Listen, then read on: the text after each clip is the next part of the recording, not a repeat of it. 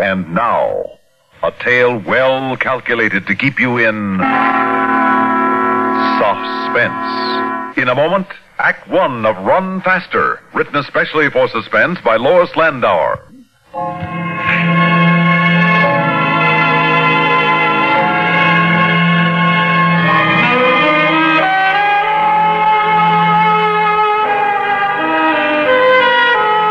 How a guy can have all the ingredients for happiness and still want things that are wrong for him.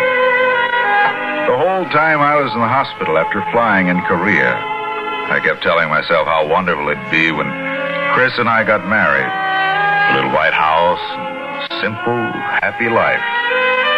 I got my discharge and we had the house and the simple life. Too simple. The range station where I got a job was on a small emergency landing field.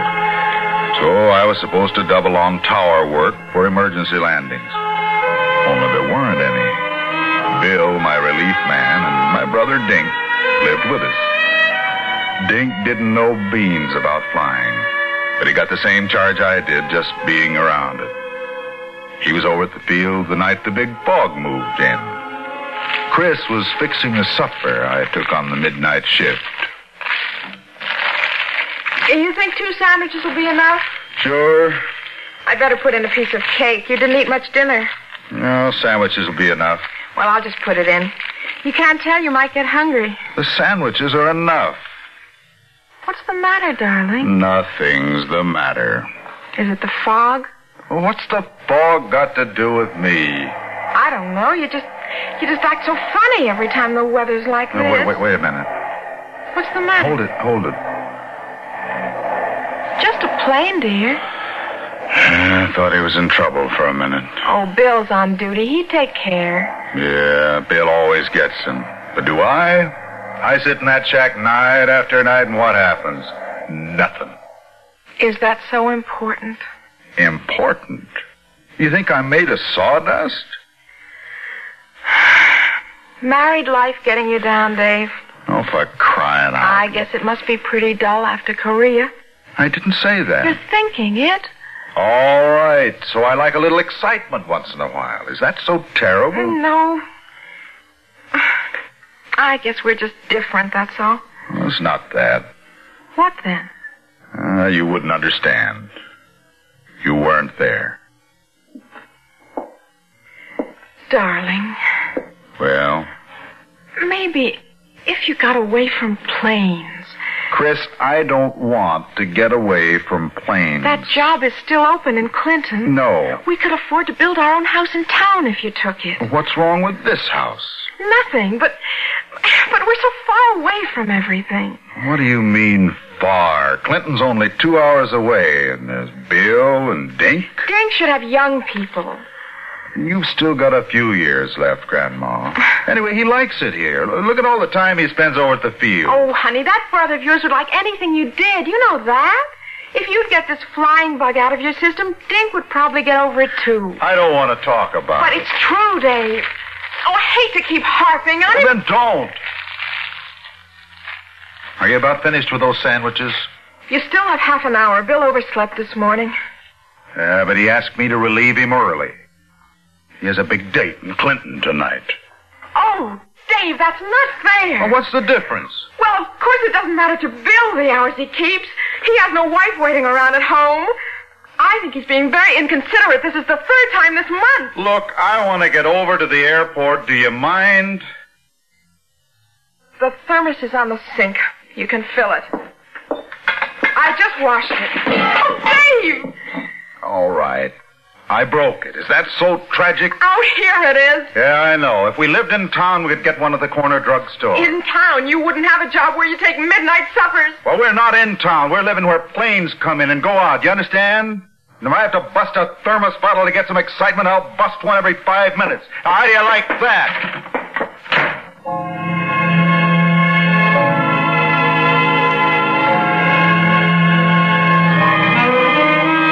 Fog was thick. Getting thicker. Before I'd gone a dozen yards, our house was a shapeless blur behind me. And then it was gone. I thought of Chris alone back there, cut off from the world. I felt like a grade A heel for acting up like that. Well, Bill cut out as soon as I got to the shack. Dink's wheelchair was close to the radar panel as usual, but there wasn't a blip in sight as usual. Something wrong? No, it's the same old stuff. Chris, huh? Yeah. Well, it's because she's a woman, Dave. I guess so. Well, it's not so hot for her. Bill sure isn't any company for her when he's not on duty. He's either sleeping or out on a date. And with you sleeping days, it really isn't much of a deal for her out there. Especially with a cripple like me around to slow things up. I'm nuts. I think I'll check Mercury. Midland Radio calling L.A. Mercury Airlines. This is Midland Radio. You there, Hank? This is Mercury Airlines. You're on early, aren't you, Dave? Yeah, Bill's giving the Clinton girls a break. Hey, what's with this thick stuff? It hasn't hit out here yet, but we're expecting it. What's your ceiling? Oh, about 400 feet. It's dropping fast, though. Better watch it. Army fields west of you aren't landing anyone without 00 cards. Yeah? Well, maybe I'll have company. Could be. Hey, Dave, someone's coming. Well, I don't want anybody to have any tough flying, but it'd be good having a plane land here for a change. Dave. Now, hold it a minute, Hank. Kid brother's trying to say something. Oh, hi there. Can I do something for you, mister? Talk to you later, Hank. Something wrong, Dink? No, I'll call you back. Sort of took me by surprise. I didn't hear your car. Wasn't none. Will you run out of gas? That's right. Well, walking's no fun in that mess. Have a seat. My name's Dave Cawthon. This is my brother Dink. What's this place? This is Midland Range Station, Dawson Field. I didn't see no planes. You wouldn't see planes here on a clear night. No, we're just an emergency field. Just you two, huh? Oh, real cozy, just me and my... You live here? Here in the station? No, my place is about a mile down the road. You're married? Sure am. Dink here lives with us. Yeah, we sail in that little white house tomorrow, a.m. There'll be the neatest stack of flapjacks waiting you ever saw. You got any gas? We sure have. We have a pump in the front yard. At your house, huh? Have you got enough in your tank to get down the road a mile? Well, it don't move. Maybe it ain't gas even, but don't move. Uh-huh. Wait a second. Let's see. What are you doing? What's that thing? This is state phone book. I'm looking for a number here. What for? Clinton, Gables, Games, Garage. Here it is. Clinton 25... What you gonna do, huh? Well, calling a tow car for you. No need to walk all that way to the pump and back in this weather if there's something wrong with your car. No. Well, it may not even be as long as I said. They usually have calls Don't out. call nobody, see?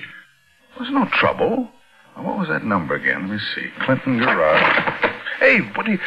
Give me that. Come on, hey. What are you... Hey, don't... Hey. Try using it. Tore it in two. Now, where's that pump at? Down the road a mile, huh? Dave. It's all right. Bill's there. Here's a can, mister. There's no need to ask at the house about using the pump. You just help yourself. About a mile, huh? Mm-hmm, that's right. In the front yard. Why should I lie to you? All right. 1 mile. White house. Front yard. Boy, a real sweetheart, huh? Yeah.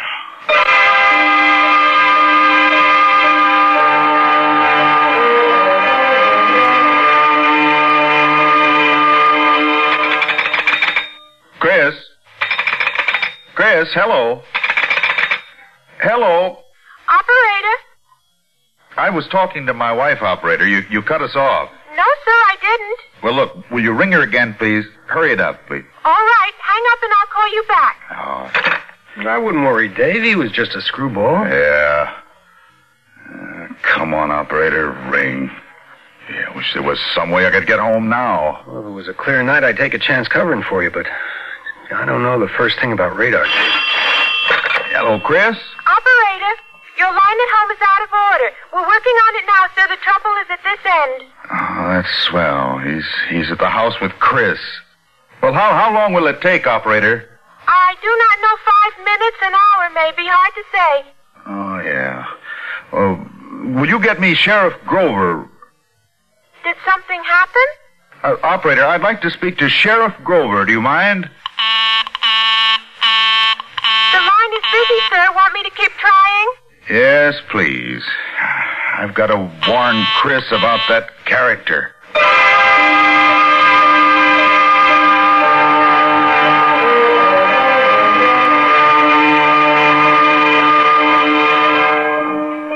Each time I'd look at my watch, only seconds had passed. They seemed like hours. Something was happening. Hank didn't usually call me. Mercury Airlines calling Midland Radio. You there, Dave? This is Midland Radio. What's up, Hank? I want to know if you've heard from our flight 535 out of L.A. Negative. Why? Are they in trouble? I don't know. They haven't reported in over an hour. 535's not due over here. Think they're off course. Can't say. They didn't report over Downsville or Little Falls. Well, what's his altitude? That's just it. We're not sure. He was cleared out of here at 8,000. But with the weather doing tricks out your way, he may have been trying to contact us for a change in his flight plan. Better stick close, boy. A lot of people in that thing. You reading me, Dave? Oh, I'm not going anyplace. You should have gone to Clinton with Bill. I hear they're having plenty of excitement over there. We heard some mental patient walked out of the big state hospital over there yesterday. Hank, I've got a call that may be your 535 now. I hope you're right, Dave. Midland Radio. I better catch it. Mercury Airline, flight 535, calling Midland Radio. Come in, Midland. Aircraft calling Midland Radio. Repeat your identification, please. Go ahead. 535, Mercury Airlines. Do you read me, Midland? Go ahead. Midland Radio to Mercury 535. L.A. has been looking for you, buddy. What's your problem? Well, it beats me, Babby. Trying to get through for hours at a descent of 5,000. I need landing clearance quick. Estimate 15 minutes more fuel, and that is all, brother. 535 from Midland. We're reporting present weather of 200 feet overcast, visibility half a mile dropping, altimeter setting 29.83, wind from the northwest at 5. Over. Ouch. Report me in L.A., will you? See you in 15 minutes. Over, pal. Will do. Midland Radio calling L.A. L.A. Mercury Airlines. Hear anything, Dave? Yep, just now, Hank. I'll bring them in here in about 13:30. Good. Now, if you can just pick up that lost mental patient, we'll give you a merit badge. Patient? Oh, yeah. There's no weather for a sick man. What's wrong with him? His hands. Hands? Yeah. He's a strangler.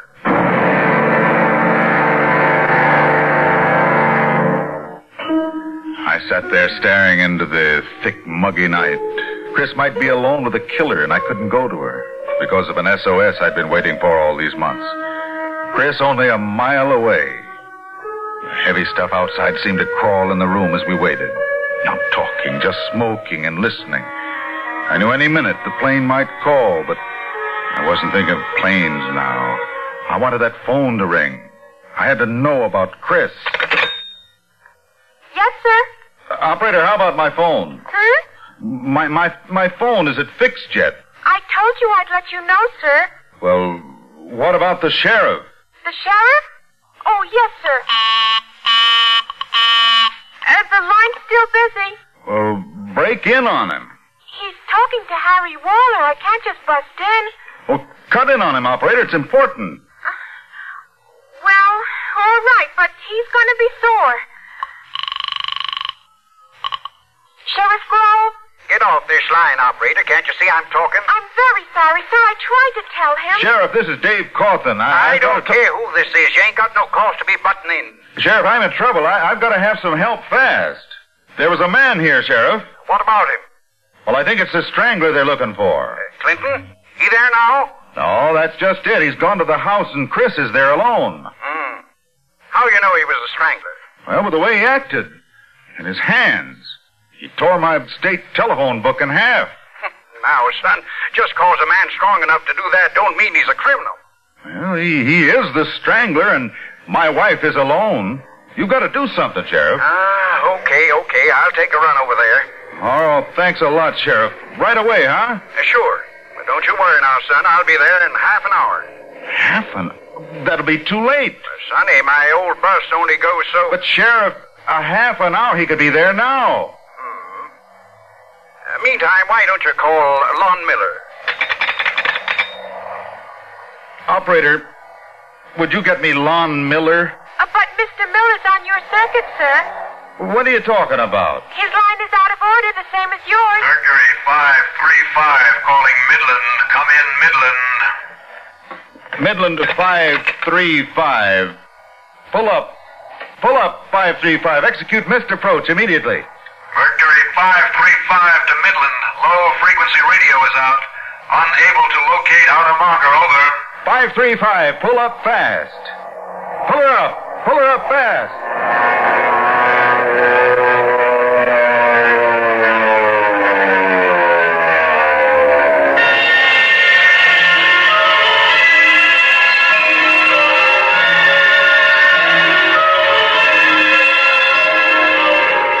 Ship just missed the shack by a few feet. The open windows rattled and papers were wild all over the place.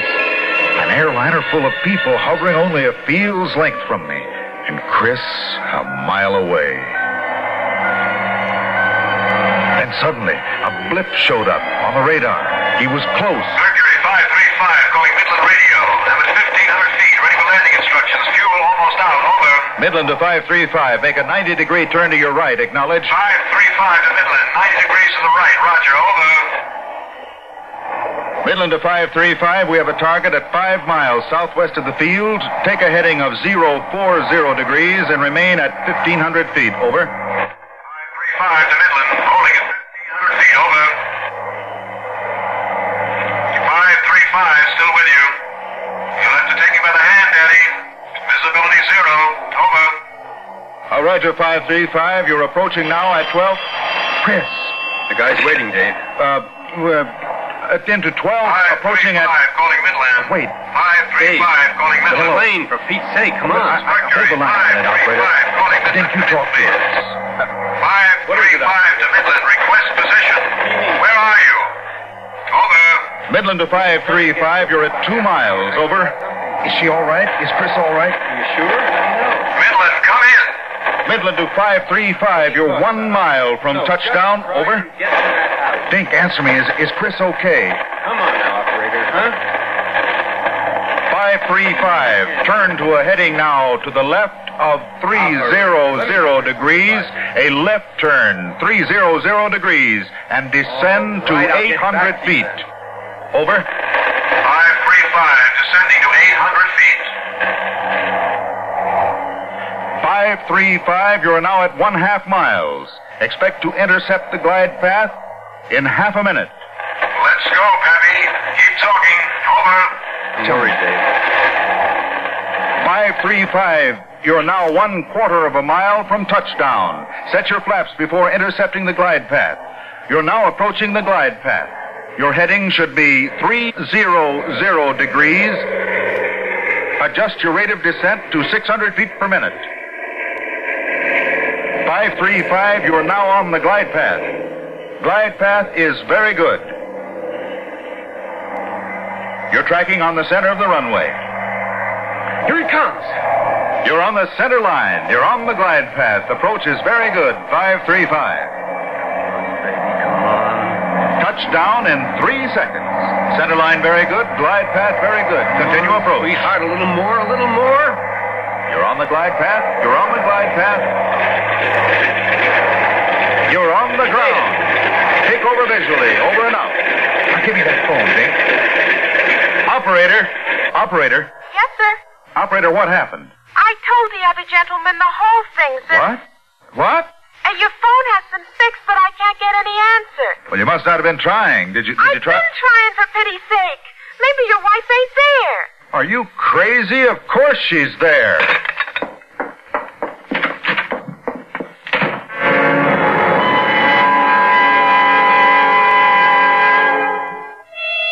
couldn't see 5 feet in front of me, but I knew I was going to Chris, and I could have done that blindfolded. The blood was pumping in my head, and pictures straight through the fog curtain. Chris with dark bruises on her throat. Chris with her mouth going slack. Chris. There was a light on. I saw it in the dim outline of the house, and then I was on the porch. Right through the door. She was standing with her back to me by the table and moving slowly around the end of it by the strangler. He had Chris's scarf in his hands, and that's all I saw as I rushed at him.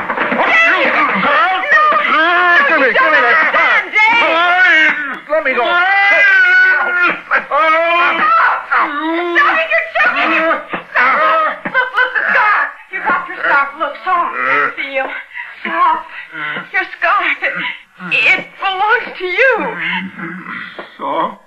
My scarf. It's silk. It's soft. You okay? Yes. Yes. You're a nice lady. It's soft. Are you all right, baby? Oh, Dave. I know, honey. It's all right. Hold me tight. I'm so glad you got here. I don't know how much longer I could have held out. You were fine. I tried to be gentle. He liked the scarf, so I gave it to him. I don't know why I should have been afraid. He was just like a child. All he wanted was gentleness, and yet something about him. I was scared. It's all right, baby. Oh, darling. I wanted you here so much in the excitement I forgot he could hurt you. What did you say? I said in the... Excitement. Yeah. I guess that's what it was, all right. That's what you wanted. Wasn't it, Dave? No, honey, that's what I thought I wanted. I'll call the hospital.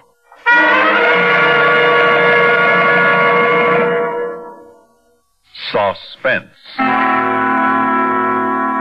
You've been listening to Run Faster, written especially for Suspense by Lois Landauer.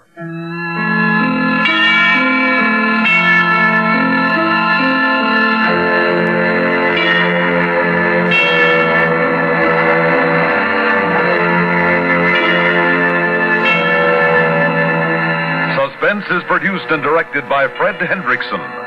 Heard in tonight's story were Jimmy Blaine, Jimsy Summers, Bill Lipton, Roger DeKoven, Bob Reddick, Ted Pavel, and Guy Rep. Music supervision by Ethel Huber. Sound patterns by Walter Otto. Technical direction by Fred Cusick. This is Stuart Metz speaking. Listen again next week when we return with The Silver Shoe, written by Robert Reddick. Another tale well calculated to keep you in suspense.